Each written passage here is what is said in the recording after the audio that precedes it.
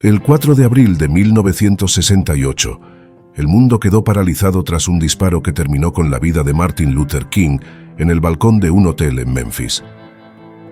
Su traslado al hospital no cambió el destino. Los médicos no pudieron salvarlo. El impacto de su muerte recorrió no solo a Estados Unidos, sino también a toda la comunidad internacional, marcando uno de los magnicidios más significativos del siglo XX. La figura del reverendo no era solo la de un líder religioso, sino la de un activista que había transformado la lucha por los derechos civiles en una causa global.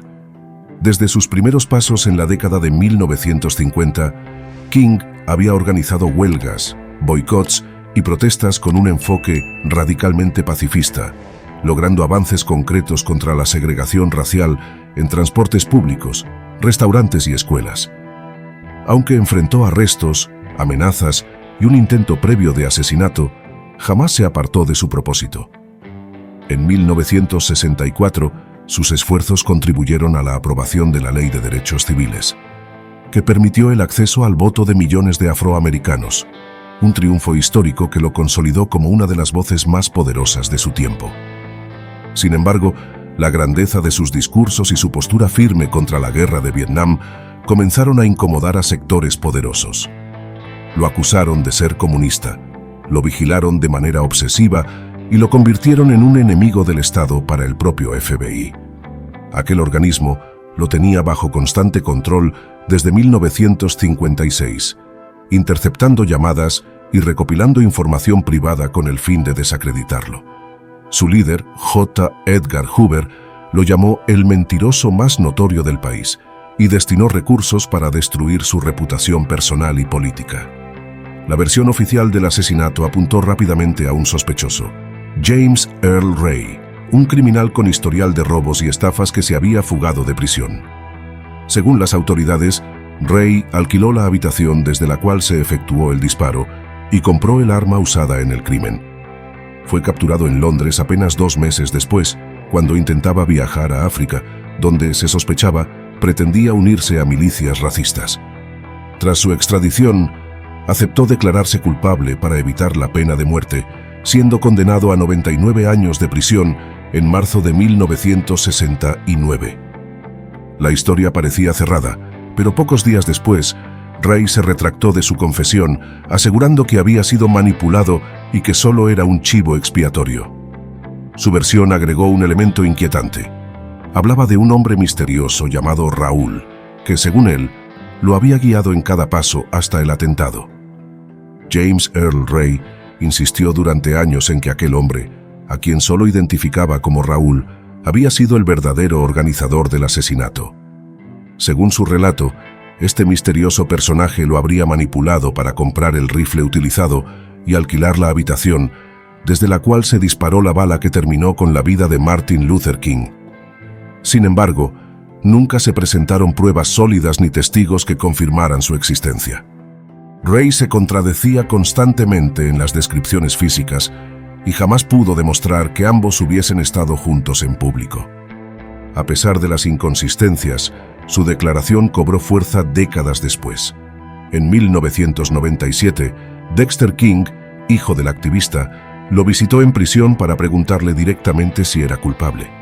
Ray negó haber disparado, y la respuesta fue suficiente para que la familia King expresara públicamente que creían en su inocencia. Aquella confesión generó un terremoto mediático y reabrió el debate sobre la versión oficial. Las sospechas más grandes se dirigieron hacia el propio gobierno de Estados Unidos y en particular hacia el FBI.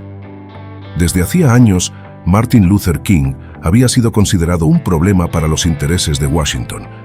Sus denuncias contra la guerra de Vietnam en 1968, justo cuando el conflicto alcanzaba su punto más sangriento, irritaron al presidente Lyndon B. Johnson y a los altos mandos militares. King señalaba la contradicción de un país que enviaba a morir a soldados afroamericanos en Asia, mientras en casa les negaba derechos básicos. Sus discursos se convertían en un llamado directo a la paz, pero también en una acusación contra la política imperialista norteamericana. El FBI no se limitó a vigilarlo. También intentó destruir su vida privada. El propio Hoover ordenó campañas de difamación, acusándolo de depravación sexual, organizador de orgías y adultero habitual. Incluso llegaron a enviarle grabaciones manipuladas a su esposa Coretta para debilitar su matrimonio. Sin embargo, ella permaneció firme a su lado, asegurando que todas esas acusaciones eran falsas y que solo buscaban silenciar su voz. La enemistad entre Hoover y King era tan abierta que para muchos no había duda. Si James Earl Ray no fue el asesino, la agencia tenía motivos suficientes para estar involucrada. Otro foco de sospecha fue el Departamento de Policía de Memphis. En los meses previos al crimen, sus agentes habían seguido de cerca cada movimiento del reverendo, infiltrándose incluso en los grupos encargados de su seguridad. Lo más llamativo ocurrió el mismo día del asesinato. Horas antes del disparo, los oficiales responsables de vigilarlo recibieron la orden de retirarse de la zona. La ausencia de protección abrió un vacío que permitió al tirador actuar sin obstáculos. El vacío dejado por la retirada policial alimentó aún más la teoría de una complicidad institucional. Para muchos, no se trató de una simple coincidencia, sino de un movimiento calculado para despejar el camino al asesino.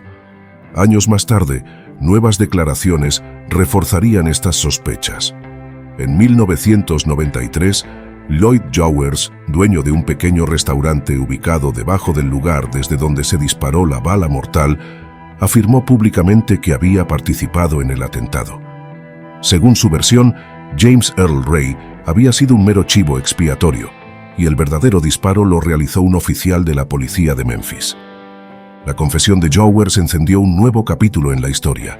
Coretta Scott King, viuda del líder, decidió entonces iniciar un juicio civil en 1999 contra Jowers y otros presuntos implicados. El proceso duró 4 semanas y reunió el testimonio de 70 testigos, además de miles de documentos presentados como pruebas.